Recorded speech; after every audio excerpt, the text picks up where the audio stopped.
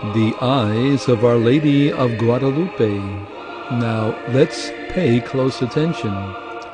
Jose Aste Tonsman, who is a graduate of Environmental Systems Engineering from Cornell University, has spent 20 years investigating this painting.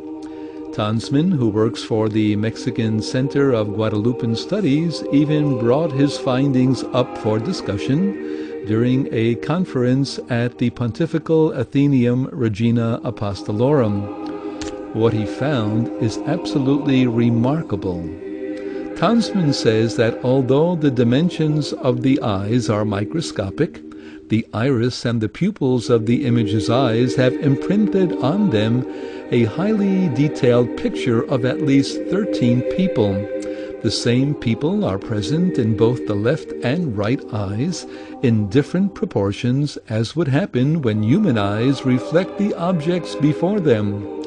He insists that the original image that has not been painted by human hand, and as early as the 18th century, scientists were saying that it was impossible to paint such an image in a fabric of that texture. The ayate, A-Y-A-T-E fibers used by the Indians deteriorated after 20 years, but the image and fabric the painting of the Virgin is on have lasted over 470 years. Add to the debate Richard Kuhn, a Nobel Prize winner in chemistry, who said he found that the image did not have natural, animal, or mineral colorings, and since there were no synthetic colorings in 1531, the image is inexplicable. Is anything inexplicable in our day and age? Add to that, in 1979, Americans Philip Callahan and Jody B. Smith studied the image with infrared rays and discovered, to their surprise, that there was no trace of paint and that the fabric had not been treated with any kind of technique. Tonsman asks how it is possible to explain this image and its consistency in time without colors on a fabric that has not been treated. How is it possible that, despite the fact there is no paint, the colors maintain their luminosity and brilliance? Callahan and Smith showed how the image changes in color slightly according to the angle of viewing, a phenomenon that is known by the word iridescence, a technique that cannot be reproduced with human hands.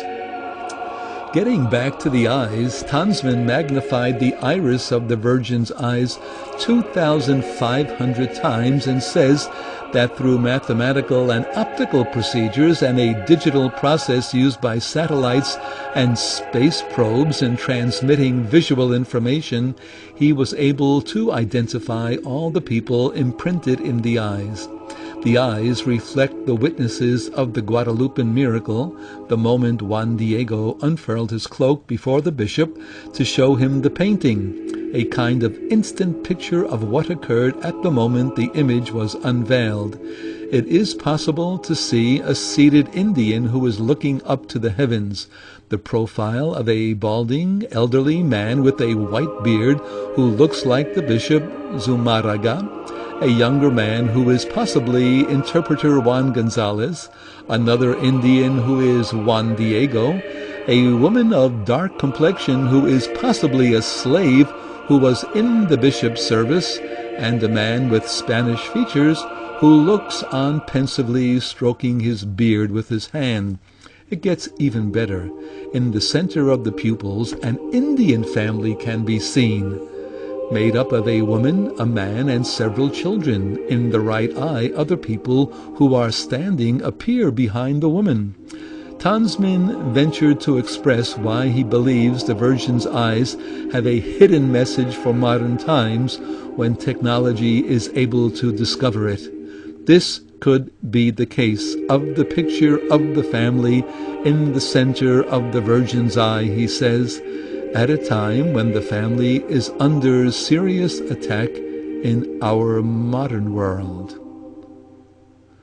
Now, After seeing the big, massive circus made over stains that look like the Virgin Mary, why wouldn't this painting of Our Lady be front page news investigated by NASA, as it already has been?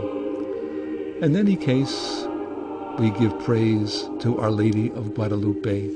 God bless you. The music is by Henryk Górecki. It's called Totus Tuus, All Yours, O Mary. Beautiful, huh? I thought you'd think so.